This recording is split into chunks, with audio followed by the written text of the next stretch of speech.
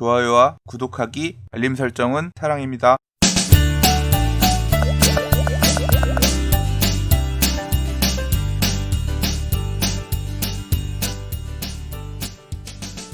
안녕하세요. 반갑습니다. 부동산입니다. 자꾸 보죠? 며칠 못 본 만큼 또 열심히 밀도 있게 읽어보도록 할게요.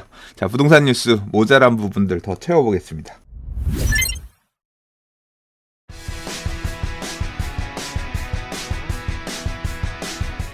첫 번째 뉴스입니다. 저도 이 기사 제목 보고 깜짝 놀랐어요. 삼성물산의 운이동 레미안 갤러리가 문 닫은 이유라는 제목의 기사인데요. 레미안은 삼성물산 건설 부문의 주택사업 브랜드죠. 그래서 레미안 아파트 모두들 좋아하잖아요. 재개발 구역들도 재건축 단지들도 레미안이 우리 아파트를 와서 져줬으면 원하는 분들 되게 많죠. 근데 레미안이 재개발 재건축 사업 수주를 안 한 지 굉장히 오래됐어요. 재건축 같은 경우도 강남 굉장히 제한적으로만 하고 과거에 재개발 사업들 수주했던 물량들 이런 거 정도만 사업하고 신규 수주들은 거의 안 하는 모습을 보이고 있는데요. 그래서 루머도 많이 있었죠. 삼성이 건설을 팔 거다. 다른 건설회사가 레미안을 인수한다. 그런 소문도 있고 진위 여부는 잘 모르겠어요. 아무튼 삼성이 주택사업에 공격적으로 나서지 않는 모습도 사실인 거죠. 이 서울에 2개의 레미안 견본주택이 있었어요. 하나는 이 운이동 레미안 갤러리고 하나는 문정동에 레미안 갤러리가 있죠. 그래서 원래는 이런 동에 있다가 문정동으로 옮겨가는데 그래서 강북 쪽에서 사업하는 현장들은 이 운이동 레미안 갤러리의 견본주택을 주로 만들었고 강남 쪽에서 하는 사업들은 문정동에 이제 레미안 갤러리에서 분양들을 하고 했었는데요. 저는 되게 추억이 많은 게 강북의 재개발 구역들 레미안 단 것들이 여기서 이제 주로 분양들을 많이 해서 그래요. 바로 맞은편에 개동 현대건설 본사 사옥이 있잖아요. 그래서 현대건설 입장에서 보면 참 이 눈엣가시 같은 아니 경쟁사의 모델하우스가 딱 우리 회사 딱 앞에 있으면 좀 기분은 그랬을 것 같아요. 기사에서는 이렇게 운이동 레미안 갤러리 폐쇄가 삼성물산의 주택사업 축소를 위한 행보가 아니냐는 시각을 이렇게 얘기하고 있는데요. 삼성물산 관계자는 운이동 레미안 갤러리 폐쇄는 해당 토지 임차 계약이 완료된 것일 뿐 주택사업 축소와는 무관하다. 상관없는 얘기고 문정동 레미안 갤러리 한 곳만 운영해도 주택사업 꾸리는데 전혀 지장이 없다는 게 내부 판단이다. 그러니까 임대차 계약이 완료돼서 그냥 폐쇄한 거다. 요 정도로 좀 설명하고 있는 것 같아요. 주택사업 축소에 대한 루머는 앞서도 말씀드렸지만 많이 있었고 신규 수주가 없는 것도 별로 없는 것도 사실이죠.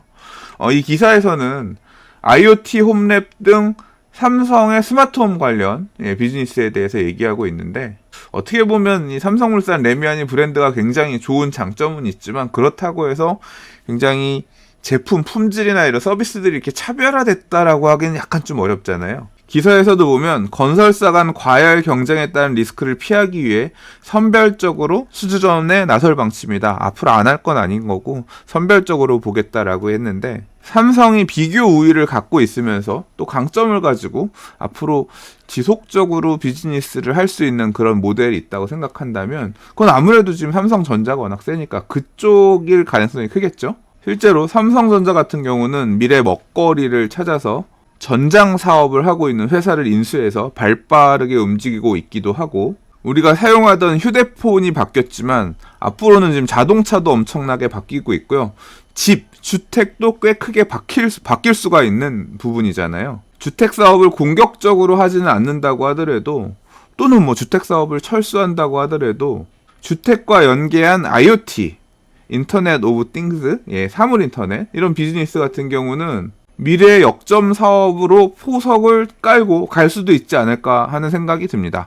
그런 걸 하기 위해서는 그런 비즈니스를 하기 위해서는 주택 브랜드 건설을 계속 들고 있어야 될 필요도 있을 거라고 생각은 하고요. 근래에 한남뉴타운 3구역에서 GS건설이 조경 부분은 레미안의 에버랜드 힘을 빌렸다는 기사도 있었지만 그랬던 사례처럼 삼성이 앞으로는 대한민국 여러 건설사들이 짓는 아파트에 삼성전자 빌트인 가전이 들어가는 것처럼 레미안의 IoT 기술들이 접목되는 모습들 이런 것도 볼 수 있을지 모르겠다. 그런 생각이 듭니다. 한 줄 요약하겠습니다. 삼성이 운이동에 있는 레미안 갤러리를 뺐지만 차별화하면서 미래 먹거리를 만드는 것일 수도 있겠다. 자, 다음 기사입니다. 11 부동산 대책에서 이야기했던 내용 중에 사실 첫머리는 분양가 상한제를 조사하겠다가 아니라 근래 부동산 거래 사례들을 보니 수상한 움직임들이 있다. 이 부분에 대해서 조사를 하겠다. 이제 이 얘기가 사실은 이 부동산 대책 보도자료의 첫머리였었거든요.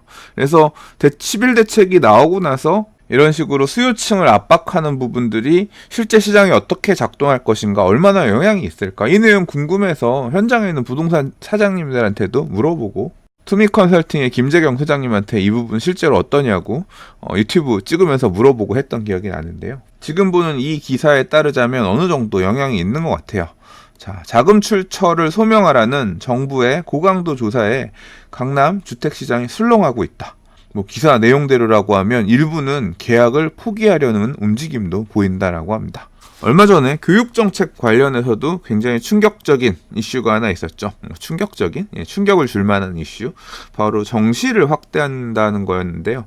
그 내용 때문에 정시 확대한다라고 하니까 주요 학군 지역들, 또 학원가가 있는 지역에 전세 가격이 오르고 있다. 매매가도 수요가 막 뒷받침되고 있다. 막 이런 기사가 연이어 나오면서 청와대 김상조 정책실장님이 만약에 이 교육 정책에 따라서 강남 부동산 가격이 또 흔들리는 모습 보인다라고 하면 더 강력한 부동산 규제책을 내놓겠다. 이런 발언까지도 한 내용이 언론에 보도되기도 했어요. 자, 내일 정도 이어서 읽으려고 하고 있는 광역교통 2030에 대한 발표나 최근에 이런 발언들까지 정부가 부동산 시장을 진화하기 위해서, 안착시키기 위해서 여러 가지 노력을 하고 있다고 생각은 되는데요. 아무튼 기사의 내용처럼 8월 이후에 강남 아파트를 매수한 사람들을 중심으로 관할구청에 자금 조달 계획서 소명 요구가 빗발치고 있고, 이 부분 소명하는 문제 때문에 스트레스를 되게 많이 받고 있는 것 같고요.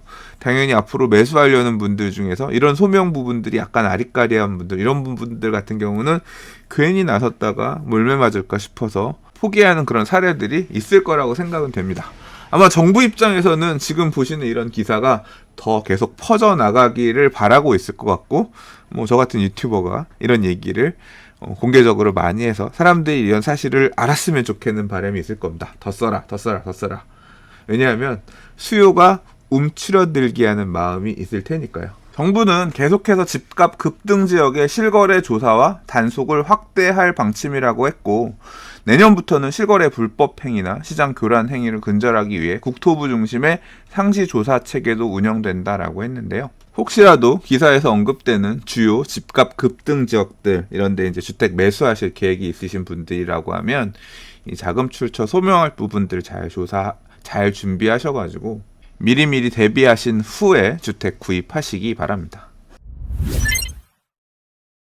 자, 여기 또 들이받을 준비하는 형님이 한 분 계시네요. 지난달 말에 민간택지 분양가 상한제 내용을 골자로 하는 주택법 시행령, 공동주택 분양가 산정 기준 등은 시행이 됐고요.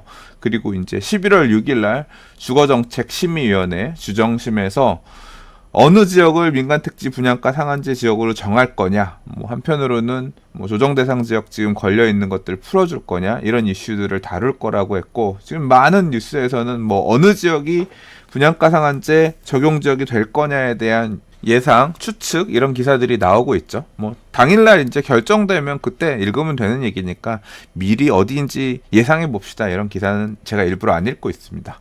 근데 한편으로는 정부의 이런 포지션, 방침을 받아들일 수 없다라면서 들이받는 사업장들이 나오고 있는 상황인데요. 그래서 제가 기사를 며칠 전에 못 읽긴 했어요. 놓치긴 했는데, 10만포 3차 경남아파트 재건축 레미안 원베일리는 통매각 밀어붙이겠다고 했고 95%의 조합원들이 여기에 찬성했다고 하죠. 국토부가 나서서 안 된다 그러고 있지만 강행하는 모양새고, 조합원들이 입장을 바꾸지 않는 한 이 갈등들은 대부분 소송을 통해서 결론이 날 것으로 생각이 됩니다. 한편 지금 이 기사에서 둔촌주공 아파트 같은 경우는 뻔히 분양보증 승인을 받기 위해서는 HUG, 주택도시보증공사가 가이드로 삼고 있는 고분양가 사업장 심사 기준에 따라서 분양가가 잘려나갈 것을 알고 있으면서도 이번에 우리는 우리가 생각하고 있는 분양가대로 간다, 이렇게 지금 잠정 결정했다고 그래요. 둔촌주공아파트 재건축 조합은 10월 29일 날 오후에 대의원 회의를 열고 조합원 분양가는 평당 2,751만원, 그리고 일반 분양 목표가라고 했어요. 평당 3,550만 원으로 잠정 결정했다고 합니다. 그리고 12월 7일 날 관리처분 변경 총회가 있는데 지금 이 내용을 조합원 투표를 통해서 확정한다고 합니다. 이제 그러면 이 내용 포함해가지고 관리처분 계획 변경인가 집어넣을 텐데, 조합이 이렇게 잠정 결정한 일반 분양가대로 분양을 할 수 있을지 없을지는 아직 모르죠. 자, 조합의 분양 목표가가 주택도시보증공사 입장과 괴리가 크다는 점은 최대 걸림돌이죠. 대략 한 2,600만 원대 정도 예상했는데 조합이 3,550 정도 내겠다라고 하는 거는 우리도 싸워보겠다 이런 의지의 표현이 아닌가 생각합니다. 조합 관계자는 조합원들이 바라던 가격보다 낮은 수준으로 잠정 결정했다면서 이 금액도 조합원들이 원하는 가격 다 안 받아줬다는 거죠. 이제 협상을 통해서 이 주택도시보증공사와의 가격 갭은 좁혀나가겠다라고 하니까 아마 이 가격에서 좀 깎일 거 생각은 하고 있는 것 같아요. 그러나 주장할 부분은 주장하겠다, 이런 의지가 읽히죠. 어느 정도 가격 수준인가 싶어서 계산을 해보니까 평당 3,550만 원 정도면 34평 아파트가 12억 원 정도 됩니다. 그리고 허그의 고분양가 사업장 관리 기준에 따라서 평당 2,600만 원대라고 하면 2,600 하면 한 9억 정도 되는 금액이거든요. 평당 2,700을 하더라도 9억 2천 정도니까, 솔직히 이 일반 분양 가격대라고 하면 근래 동작구에서 분양했었던 철길 옆에 소규모 아파트의 일반 분양가나 동대문구나 서대문구에서 분양했었던 일반 분양가와 큰 차이가 없는 금액 수준인 거거든요. 아시는 분들은 아시겠지만 지금 입주 시작하는 고덕 그라시움, 고덕 쪽에 있는 재건축 아파트 가격들의 매도 호가도 14억, 15억이 나오고 있는 상황인데, 호가만 그렇게 나오는 게 아니라 지금 실거래도 그렇게 나오고 있는 상황이죠. 이런 분위기 속에서 조합이 제시한 이 가격, 34평 기준으로 12억만 하더라도 그렇게 경쟁력 없는 분양가는 아닐 거라고 생각은 하는데요. 제 생각이 중요한 게 아니라 나라님들의 생각이 중요한 거죠. 자, 어떻게 마무리 지어질지 형님들의 2라운드 매치 소식 기다려보고요. 나중에 다시 소개해 보도록 할게요. 읽어볼 뉴스가 많네요. 다음 뉴스 영상에서 또 인사드리도록 하겠습니다. 도움이 되셨다면 좋아요, 구독하기, 알림 설정 부탁드릴게요. 댓글도 많이 남겨주시고요. 감사합니다. 부동산이었습니다.